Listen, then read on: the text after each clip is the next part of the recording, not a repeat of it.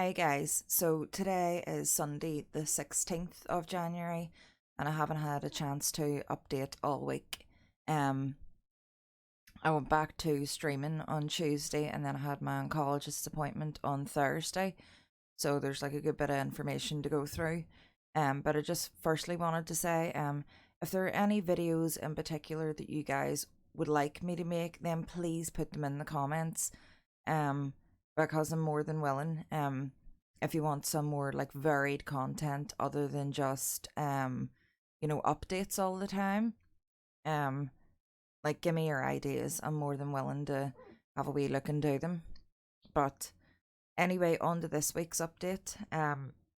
I have been really tired. I went back to streaming. I'm only like streaming maybe 2 hours. I think the longest one I done there was last night at 3 hours at a time, and it's hard to get through it just because of pains and just tiredness and everything like that. I did stop taking the um oxycodone though, like completely, and then I switched down to cocodamol again.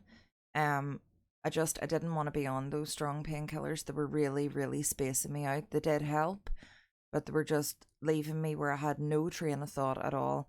I mean, the first part of last week's vlog, I'm sure you could tell that for yourself. Like, I was all over the place. I couldn't keep, like, sentences or thoughts or anything straight.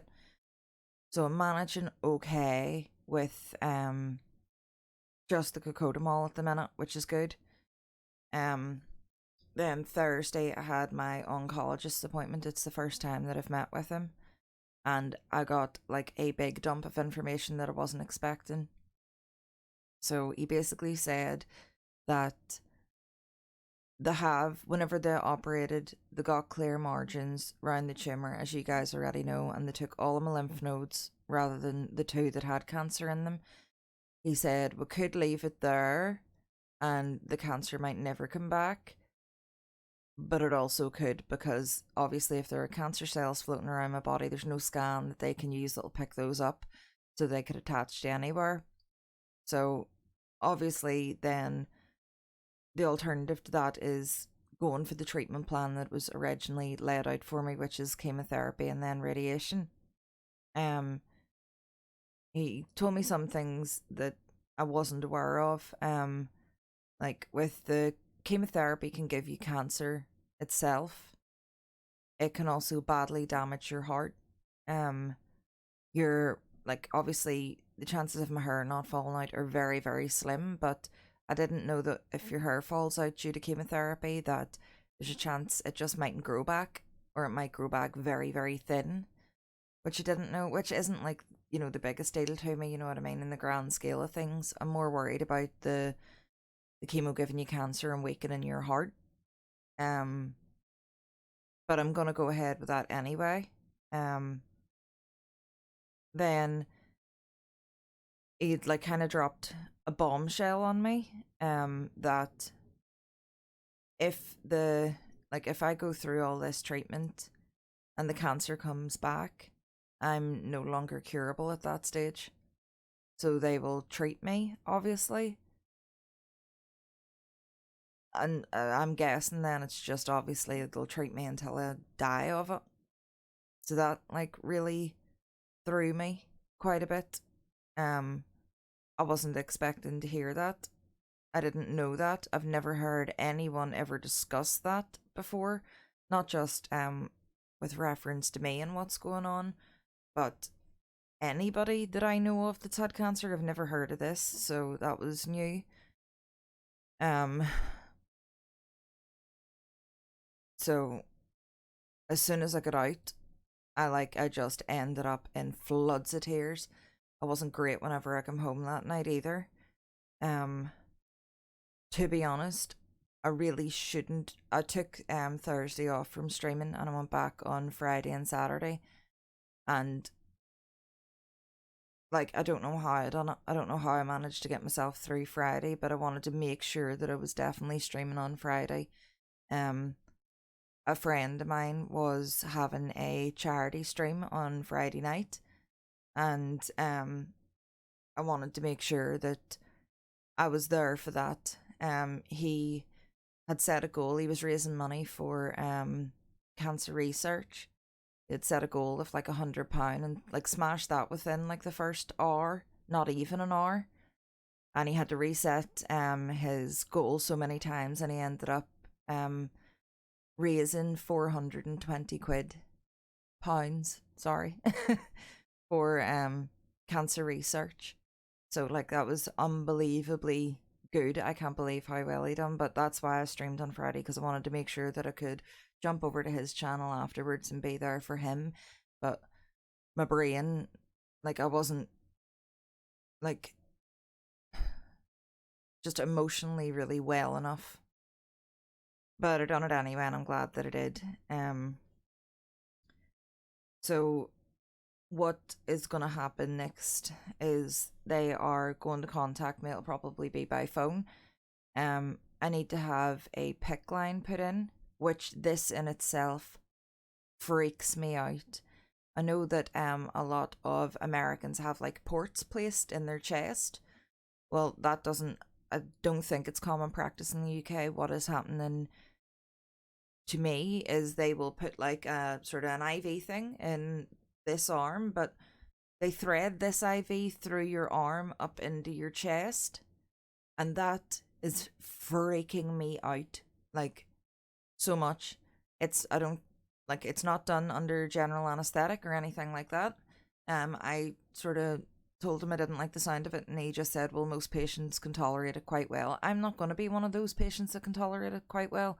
I don't like having smear tests because of that weird sensation of something moving inside you. You know, the idea of having a tube like threaded up through my arm and into my chest is freaking me out. So whenever I meet with them again, I'm gonna have to explain this to them. I think I'll be in at some point this week. Um, because they need to sort of like do heart monitors and stuff like that, obviously. Just because the chemotherapy can damage your heart. If you've any like heart issues, then they're gonna need to like find that out prior, because I'm sure that could sway whether I get it or not. So I need to get him to also write out the different kinds. I have to have 2 different kinds of chemotherapy, 3 rounds of each, then a week of back-to-back radiation, and then hormone therapy. Like I've seen some terrible pictures of burns that people have got on some of the support groups from the radiation. But again, what I'd said to the oncologist whenever I was there, like he was trying to explain how bad sort of the side effects of chemo and everything can be, and I'd sort of said to him, there's no physical pain that'll be worse than the mental anguish that I had been living in until like surgery. It was horrific. I mean, whenever physical things are going on with you, you can treat those. There's nothing in the world that can stop you from thinking and overthinking and torturing yourself in your own mind. I'm just frightened. After all of that happened, I felt like I'd been knocked straight back to square one again. I was like, I thought whenever I'd heard, it's grade 1, they got clear margins, it's all out of your body, these are just precautionary measures, and then to go into the oncologist and for him to say that, no, if this comes back, then it's no longer curable, was like someone hitting me in the face with a sledgehammer. It was horrendous.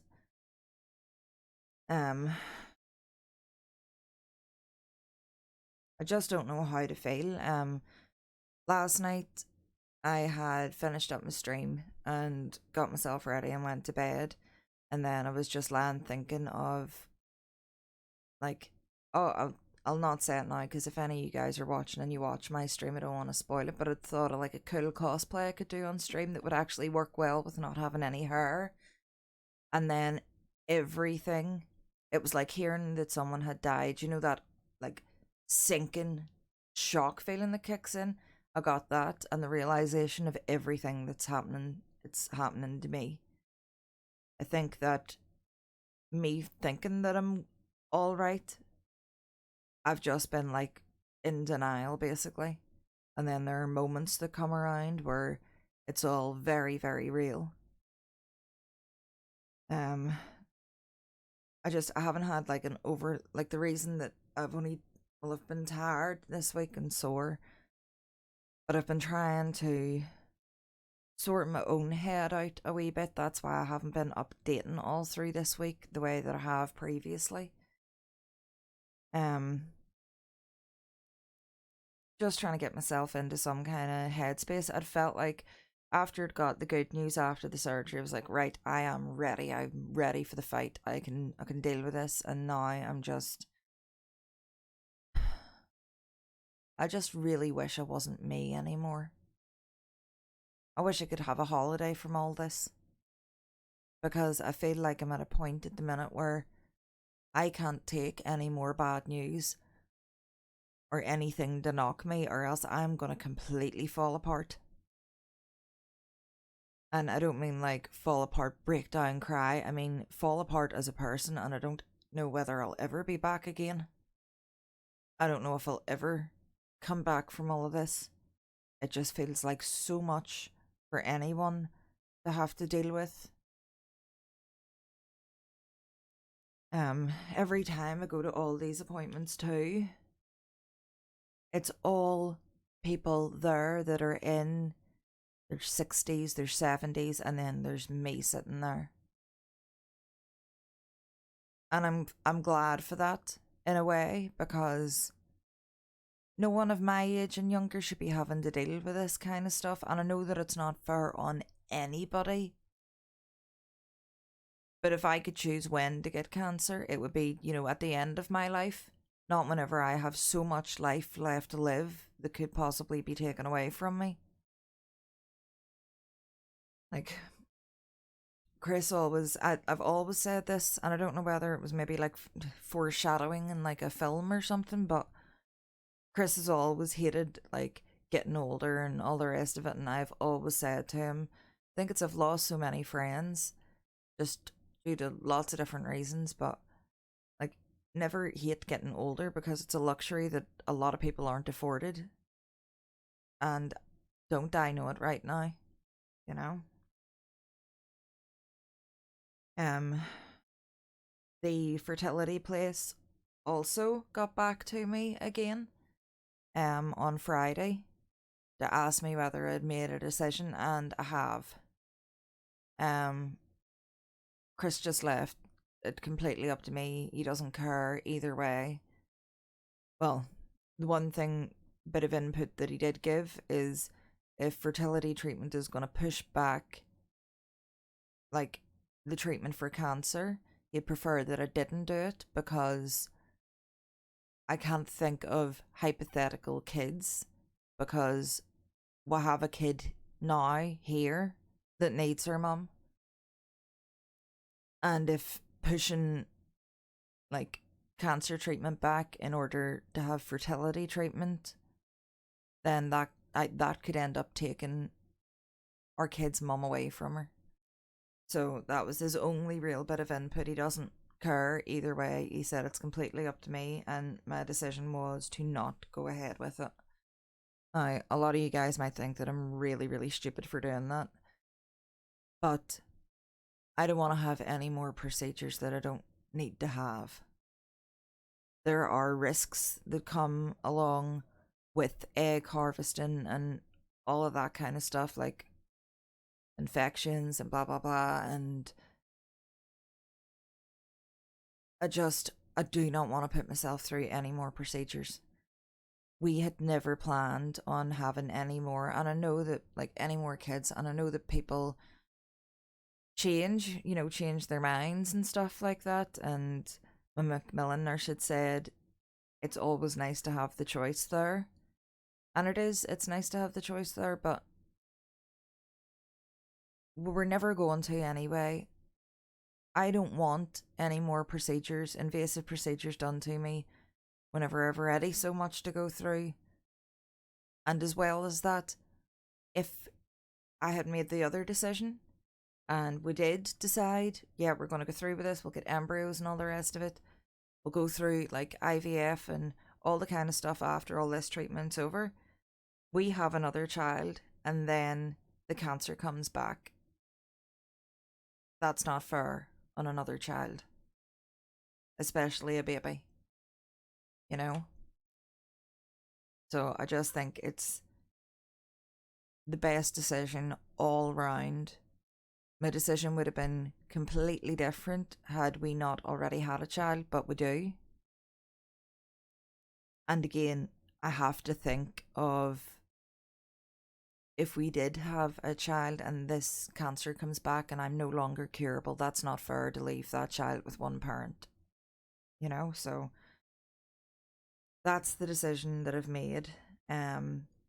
Chris has already said that if, whatever do like want to have any more, there's like adoption, fostering, all that kind of stuff.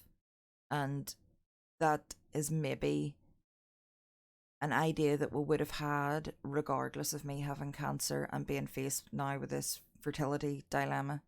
There are a lot of kids out there that need a good home, that have had bad shit happen to them, or they're just not wanted, you know? So if we're going to have any more, we can offer someone that needs a loving home, a loving home. So that's what I've decided. A lot of you guys might think that I'm really stupid, but I'm at peace with the idea. I know it's the right choice for us right now and in the future, because I'm always going to be living with the fear that cancer's coming back. You know, it might not. It might come in 5 years. It could come in 10 years. It might never come. There's just no way of knowing, you know? So I'm pretty much, that's where this week has been. I'm going to phone my doctor tomorrow. I need some kind of counselling or something at the minute. I'm not coping in my own head.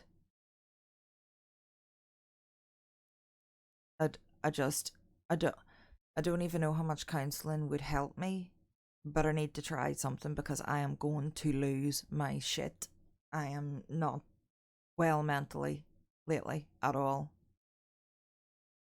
I'm fine one minute, floods of tears the next, putting on a happy face for everybody else, dying inside.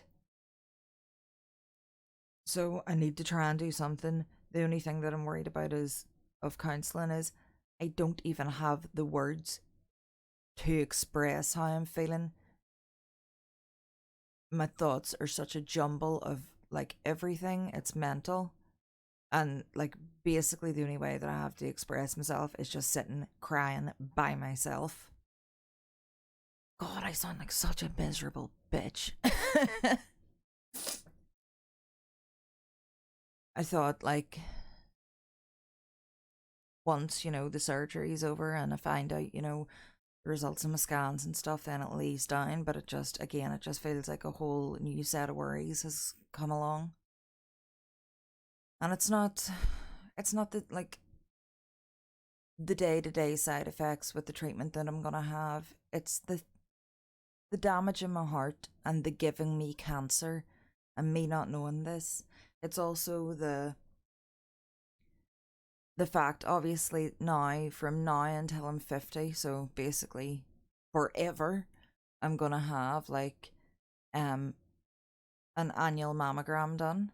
And then whenever I turn 50 to 70, it'll be every 3 years. And then again at 70, apparently your boobs drop off, so you don't need them anymore. But it's the fact that, and the oncologist did make a point to say that cancer could start anywhere in your body. Like, it might not come back in breast tissue, it could be anywhere. I just feel like from this point forward, I am going to be terrified at all times. Like every ache and pain I get. And that's the thing. Like, I didn't have any aches and pains with this. That wasn't a symptom to me. I felt a bit itchy at times and it felt weird, but I just put that down to like, maybe it's a different shower gel annoying me. I obviously felt a lump and everything, But if cancer isn't shown, like given the symptom of pain, then how are you meant to know it's there if it's anywhere else in your body? And I don't think that the NHS can stretch to like scanning you every year to make sure. I don't think that, I'll have to ask the doctor, but I don't think there are like blood tests and stuff that they can do either to check on an annual basis. The future just seems so uncertain, you know? I just don't know.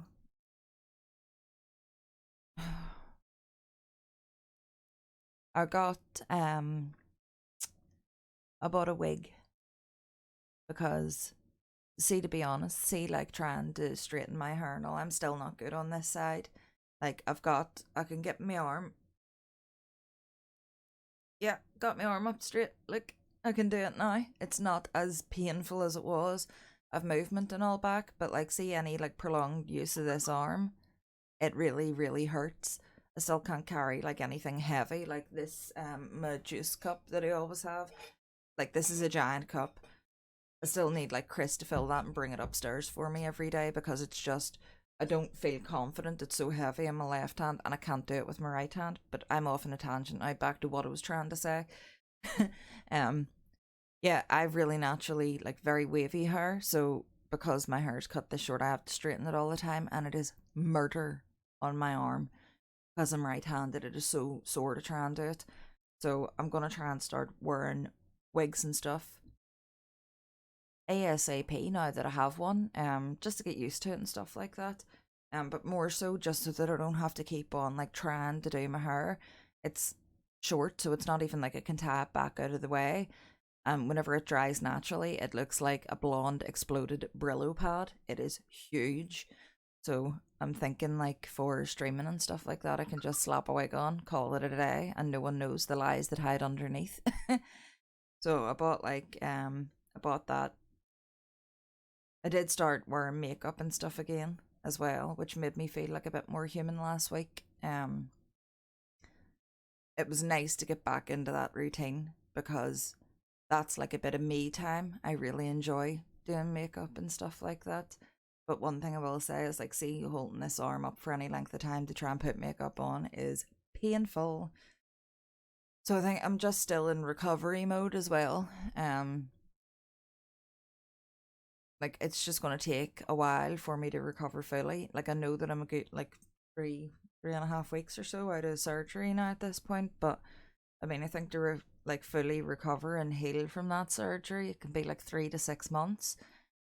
So I'm getting there bit by bit anyway. But that's this week's update. I'm sorry that it's a shorter one than it normally is. I was just finding it a bit hard to balance everything that I need to do now that I'm back to streaming. But and there's not even as much to fill you in on, you know, because the appointments aren't as back to back to back and procedures and stuff. But I think this week I'll see them sometime for the heart scan, then, or not the heart scan, the heart monitor. Um, then I'll have to get the PICC line in, and then I think they said the week after I'll start the chemo, and I will be like keeping on top of all this with documenting it. And I also plan on streaming through chemo. I'll also probably need to take like the week after I have a session off because I'll like I don't know how I'll feel, and I know that tiredness is a big thing, and I'm just not like, my body's going to be under so much pressure that I have to listen to it. I'm not going to push through anything. I need to just listen to what my body's telling me and not like push it too much. But I will be continuing to keep everybody updated nonetheless on what's going on, and maybe one of these days you'll see me with a scrap of makeup on my face. But anyway, guys, thank you so much for watching. Thank you for all the comments last week. I appreciate it massively. Again, if there are any different types of videos that you want to see from me, please let me know. I'm more than open to ideas. And I would love to hear your ideas. I will catch you guys again next Sunday, and I hope that this coming week is filled with lots of good things and joy for you guys. As always, if you could like, comment, subscribe, hit the bell, and make sure that you hit all so you get all notifications for my uploads. I would greatly appreciate it. And hopefully it does push the video out to people who might need to see it. That's the whole reason for all this, as you guys know. But until next week, I will catch you all then, and I promise you I won't be as flaky as I have been this week with the updates. So until then, love you all. Thank you for watching. Bye.